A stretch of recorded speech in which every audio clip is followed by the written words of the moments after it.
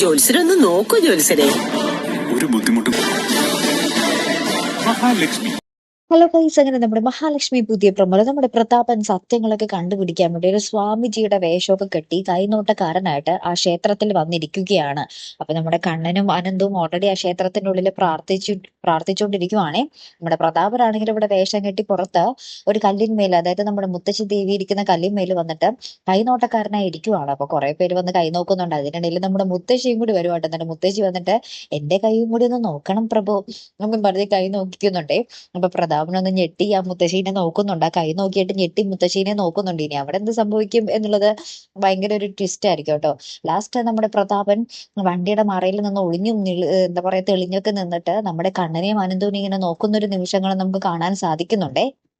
മിക്കവാറും നമ്മുടെ കണ്ണിൽ നടക്കുന്നത് കാണാൻ സാധ്യതയൊന്നുമില്ല.